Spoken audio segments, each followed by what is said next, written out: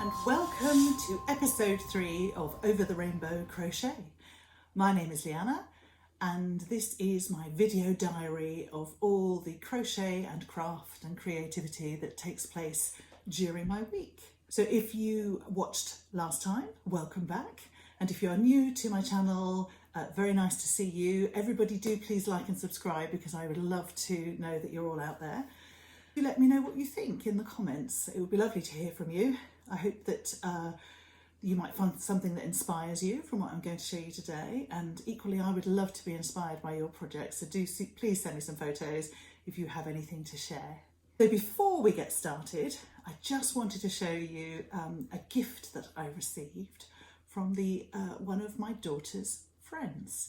This was ever so kind of her. We had a little gift exchange where I made a few crochet ornaments because she's moving into her new uni housing, and I received a gift from her in return, which I wasn't expecting. It's absolutely gorgeous, perfect for the time of year. Here we go, a little crochet ghost, and he is adorable with his little bag for trick-or-treating with, little pumpkin bag and rosy cheeks because it's very exciting at Halloween, isn't it? There we go. Oh, actually he looks lovely with my autumn nails that I have done there. So I was delighted to receive my present. I know that he is Halloween themed, but I suspect that he's going to stay out all year round and just be perhaps on my desk, someone to kind of look at and make me smile. So I'll pop him there. So that was lovely. I was delighted. I'm so glad that so many young people are finding crochet, actually. So I work as a teacher and I do wear my crochet garments, and lots of my students will ask me about them and say what they're making, and they've taught themselves on YouTube how to crochet, and they're making a blanket, or they're just going freeform and trying to make a jumper. And I think it's amazing that they're finding it, because it's not something that is passed down as much these days, I don't think. My mum did try and teach me to crochet, but it was difficult. It's hard to show someone, and it was YouTube that really helped me learn. But I would love to see more people taking it up and maybe having, like we have book group, let's have crochet group. There we have it. I hope you enjoy what we've got to come, and I will look forward to hearing your thoughts. Right, so the first work in progress that I would like to show you is something that I'm making up a little bit as I go along. It's going to be a sleeveless baggy jumper, and if you tuned in last week, you'll remember that I was talking about the granny squares that I made a long time ago and then didn't know what to do with. So I have joined the squares together, you can see there, and started a granny stripe along the top of them. So it's turning into a long rectangle. I've got 2 of these pieces that I will then have one on that side, one on this side. I can't show you very easily with this one because it's still a work in progress. We'll do it like that, and then they're going to join in the centre and under the arms when they're done to make a slouchy sleeveless jumper. Beautiful colours. This is a merino, and it's extra fine wool DK, sublime merino, and I'm really pleased with how it's working up. It feels gorgeous. It's lovely to kind of work with. It doesn't get stuck on the hook, that kind of thing. And then we have as well in the centre the Summer Garden Granny Square from Lucy at Attic 24, which I did talk about a bit last time. So there it is. That's as much as I've done on this side panel. I've done 4 sets of 3 stripes in the colours that I have. So I'll probably do at least another 4 sets and maybe finish with the red because that's my favourite. And I've started on the other panel. The squares are joined together, and I've done one set of 3 stripes. I've just started the next one. It's hanging on there. I think it will make up quite quickly. So hopefully by next week I'll have a little bit more to show you, and you can see how I'm getting on making up the pattern. So I'm not quite sure what I'll do once it's joined together. I'll definitely put some kind of rib along the bottom, and then maybe just either a row of double crochet around the sleeve hem, or maybe just finish with a round of treble clusters. I'm not quite sure yet, so I'll have a little think about that, but I need to sew it all together and then have a look at it and make a plan. But if you have any ideas, do let me know because I'm not quite sure yet how it's going to turn out. And for the next work in progress I'd like to show you, I have the most gorgeous toadstool bag.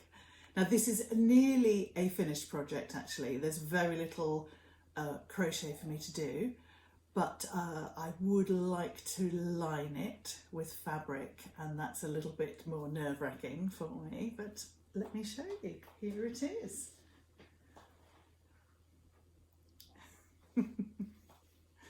See, I've still got some threads hanging where I haven't quite finished, but it's absolutely gorgeous. I love it. The wool is a chunky wool, and I've used a 6mm hook to do this, so it feels really strong and sturdy. So this was a free pattern from Hobbycraft. You know that I do like to use a Hobbycraft pattern, and it was written by Alice Tarry, and she is from the Borough, so I will put a link to her Instagram in the description. It's full of the most beautiful projects, so do please go and have a little look and check her out.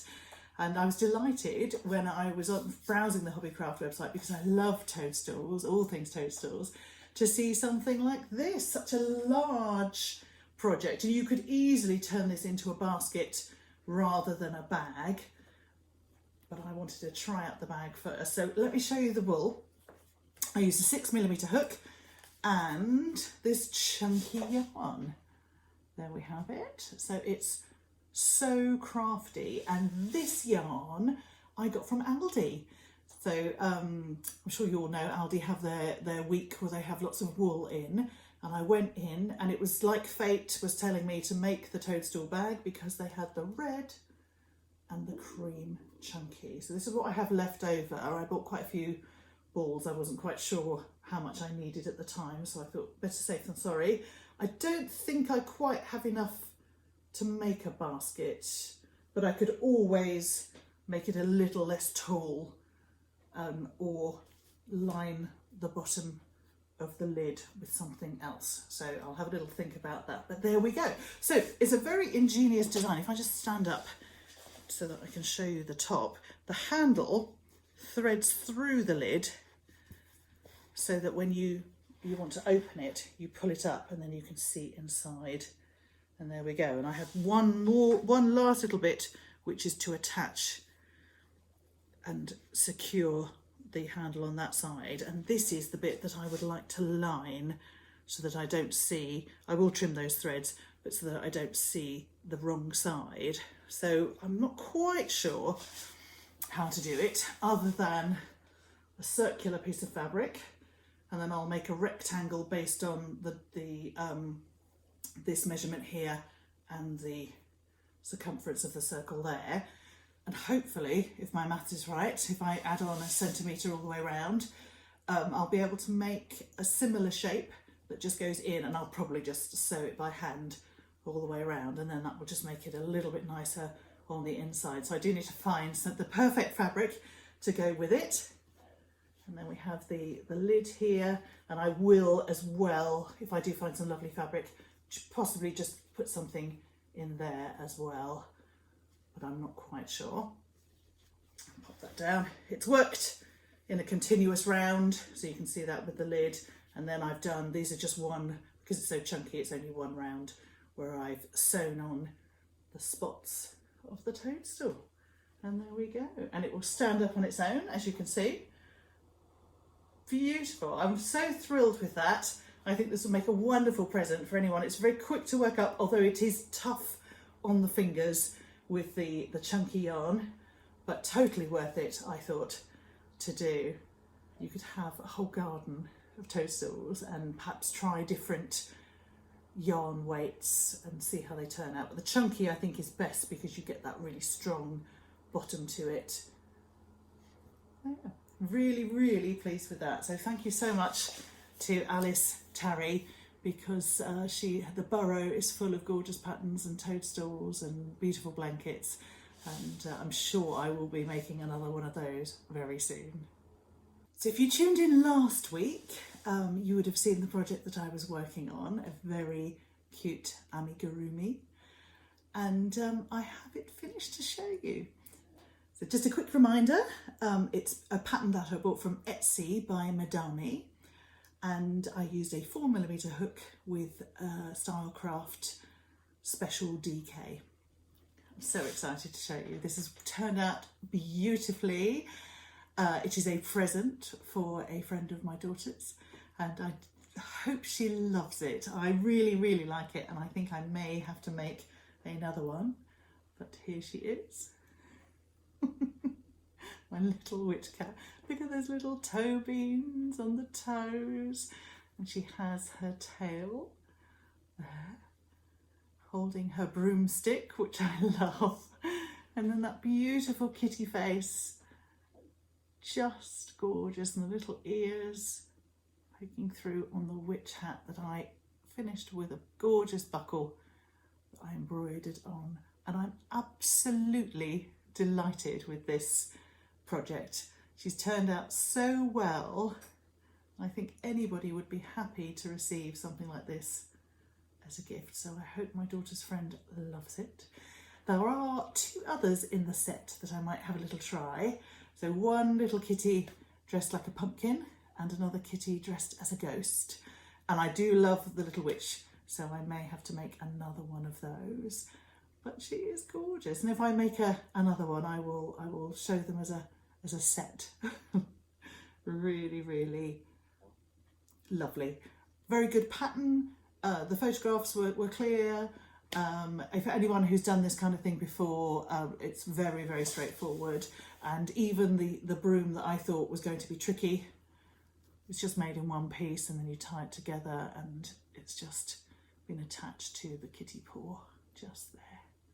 Lovely. The hardest bit, I think, was the hat, because it's black, and black is such a difficult colour to work with, and the cape. So I had to sit in my conservatory with a bright light, and it's just so I could see, but I didn't need to stuff the hat. It stands up perfectly on its own, and yeah.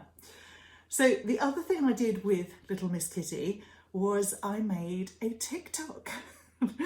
So I am fairly new to social media, and I'm trying to get to grips with it all, and I thought, you know, this is such a lovely little project that I can't go wrong, even if I'm just showing the world how cute she is.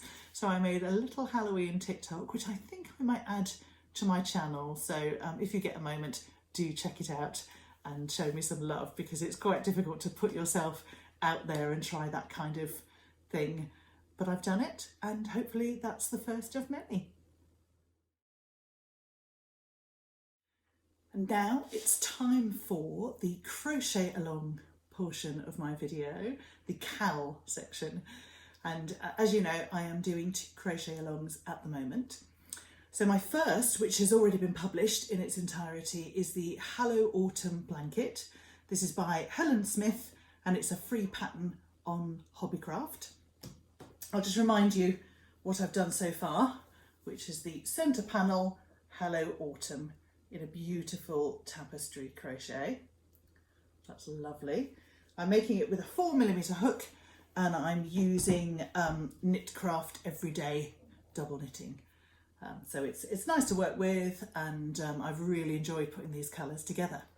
So we do need, for the outside edge here, some squares, and I have made 4 of these toadstool squares to go around the edge, and they are lovely. Really enjoyed making those, and I'd love to put those in another project if I can find something that would work.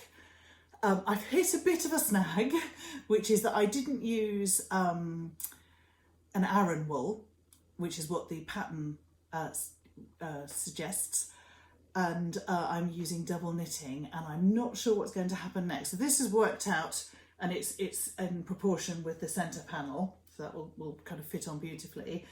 But the next square that I tried, which is beautiful, not sure which way up to go, but you can see that I am too big. So it's come up too big, which is a bit of a shame, and so I won't be able to use those together. So I've gone down a hook size, gone down to a 3.5, and that's half a square that I've done so far, so I can only really measure the width at this stage, and that is better. Needs a little stretch, but it's quite hard to do this pattern with that smaller hook, so I'm not enjoying it, and I'm losing my mojo a bit, my crojo, with this project.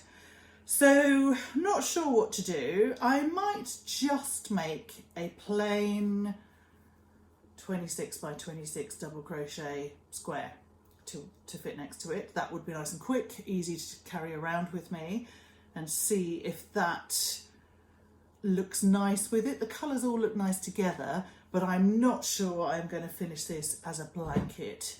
I may just make possibly a big cushion or a wall hanging, something like that. So if you have any ideas, do let me know, because I love what I've done so far, but it isn't going to work out unless I mess around with hook sizes, and I'm not enjoying what I'm doing currently. So, I mean, I could make lots and lots of toadstools because they seem to fit and work, but I'm still thinking about that. So, yeah, that's a tricky one. This is a beautiful pattern though, isn't it? Look at that. I'm quite pleased with it. It just doesn't look as clean with the smaller hook, because I think I'm kind of not really being very precise, and I've made a couple of mistakes, I think, that are difficult to spot. So I don't know. So I will let you know next week how I'm getting along, what I've decided to do. It could be that I just need to put it away for a while and then tackle it again at another time, or maybe next autumn, we'll see. And also, as we're coming closer to Christmas, I'm losing interest in an autumn project, but I don't know. We'll see. If I have some spare time, I'll definitely experiment with a few different squares to go with my toadstool and see if I can still do that edging around the main panel blanket. Having lost my crojo a bit for my first cowl, the second cowl that I'm doing, I have totally found it. I am in love with this project. It is just gorgeous. I know lots of you out there are doing it, and I'm sure you all feel the same way. It's just been one of the nicest things that I've ever made, and I hope that the next parts that are published, the parts come out on Wednesdays, I hope the next parts are just as enjoyable. I'm so looking forward to starting the next section and showing it to you. So this is the gingerbread blanket from Sirdar. It's by Lindsay from Lottie and Albert, and I'll pop all the links into the description. It is free. You do have to sign up, but there's no cost, and the pattern is released every Wednesday. And it comes with videos, pictures. It's absolutely fabulous. I'm using a 4mm hook, Hayfield Bonus DK, and which I bought as a pack to go with this blanket, but you could do it with any of the colours that you prefer, and let me show you. So week one was this gorgeous gingerbread house that we have seen already. Really looking forward to adding the decorations to this one, and I love doing this sort of spiky scallop. There we go, around the edge, so lovely. So that's the centre part. The next part wasn't the bit that then goes around the outside edge. We haven't had that yet, but instead the next round beyond that, and this is a Christmas jumper pattern which is just gorgeous. So I showed you this last week. Last week it was just this much in the emerald as the main colour, and also in the jade as the main colour. And we have 2 jade and 2 emerald. And then this week we added a candy cane stripe, which that's just beautiful. I'm so in love with that. And then a candy cane stripe, here we go, on this one as well. Those are very Christmassy colours. So there we are. There's a lot of debate on Facebook. So I am a member of the Facebook group that goes with the cowl, and lots of people talking about carrying your yarn, because you can see, if I hold it close, you can see bits of the red poking through or bits of the white poking through. And I think it depends on you. I don't mind seeing them. I think it looks lovely, and it just kind of adds to it, in my opinion, for me. But lots of people want a really clean line where they can't see the colours carried through. So it really depends on how many ends you want to sew in. I'm not that keen on sewing in ends, so I'm happy to have it like this. It's a blanket, it's going to be used hopefully, so it doesn't really bother me. And actually on the pink and peach, you can't really see it. So there we go. Oh, they're gorgeous. And then as well, there was another bit for this week. We had to make the candy cane swirls. Then these will go on the corners. So I've got 4 of these, well, 2 of these and 2 in a different colourway. But look at that. That is gorgeous. I love the colour combination. I have carried the wool, but you actually can't see with this colour combination, so not a problem there. Just lovely. And this was probably the easiest part of the pattern so far, and very easy to remember. So if you're carrying it around with you, easy to do in the car or waiting for children. So that's one colourway with it's the pink and cream and the ladybird edging. And then the other colourway, I have 2 of these, ladybird and cream with the gentle jade edging. Look at that, they're gorgeous. If I hold them together, ooh, can't. Need to block these, I think. But look at that, that's just lovely. And then we'll have a little bit of this as well. Oh, wonderful. And just to go with it, there we go. Isn't that gorgeous? I can't wait for the finished product with this one. There is a little bit of tapestry crochet I've seen in the pattern, so that might be what we get this week to add, and it's like Christmas lights that will go all the way around the gingerbread house. But I don't want to guess, because so far I've been surprised at what we've had to do. Just looking forward to it, and I'm hoping I might have a little bit of time to put aside to get started, but this is a busy week for me, and a lot of rehearsing. So I work not only as a teacher but as a singer as well, and I have some Christmas work coming up, so I need to prepare, and some other teaching work as well coming up. So I'm not sure what I'll get done, but I really am going to try and prioritise the gingerbread blanket. Hello Autumn, if there's time I will do a little bit, but I think I'm getting into the Christmas zone now, so yeah, watch this space. There may be some other Christmassy projects starting to creep in. So this last part of my video is what I like to call What Am I Wearing? If you've tuned in before, you'll know that I do like to wear my crochet garments. I like to make cardigans and jumpers and waistcoats, and I do wear them. They bring some colour to my day. So this is a cardigan. I'll step back a bit, ooh, so you can see it a bit better. Here we are, the front. Just give you a little twirl. And there we have it. It's just made with granny clusters, with a granny stripe edging, and then granny squares along the hem and the flared sleeve, which is lovely. I really like that. There we go. So this is the Lowrider cardigan by Claudine Powley from Lyanna, and I will put a link to her Instagram in the description and a link to the pattern as well if I can find that. So this was a pattern that I purchased. I've had a couple actually from Lyanna before, and this is a lowrider cardigan. There is a lowrider jumper as well, which is beautiful. I have made that. But this is it's a very quick make. It's worked from the top downwards, which means that you can customise the length on the hem. As you can see, I could just add a few more rows if I wanted to make it longer. You can customise the length of the sleeves as well if you need to. So just keep trying it on, seeing if you're getting close to where you want to be. Very clear instructions, lovely pictures.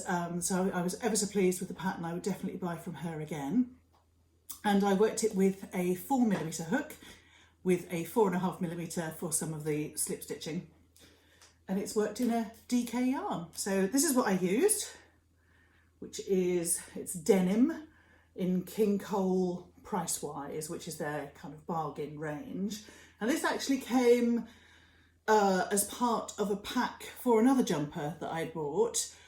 But when it came, it wasn't quite the right shade of blue. It wasn't the blue I was expecting. And I thought, oh, it didn't really work with the pattern that I'd bought it with. So I put it away. And then when I saw the pattern come up for this was the perfect choice. I love the colour. It is a little bit sort of scratchy, a little bit. I think I'm going to make this cardigan again with a softer wool. But it feels quite robust, so that's nice. So a good bargain wool if you're wanting to find something of this colour. There we go. And then the squares, you can see I've got the denim in the middle, followed by a lemon, a limey green, and that is a white, all from my Stylecraft Special DK. They're just a stash buster. I had some in my basket, and it was a good way to use it up. So really pleased with the colour combination, and I was able to take the squares, do the squares in one lot, and then put it together later. So it's quite a good one for on the go, even though the end result is quite a big finish. Oh yeah, so the pattern had a rib edging, so just you know, around the sleeves, and a bit like, here we go, that's the rib edging at the bottom, which I love doing, really enjoy doing that. And I had done it all the way around, but Claudine did post on her Instagram an option for the granny stripe edging, and it's on her blog, on her website. You can find this, and I actually preferred this, so I unpicked the rib and added this in later. I'm really pleased with how it turns out, and it actually goes against the, next to the rib really, really well. So there we go. Love that.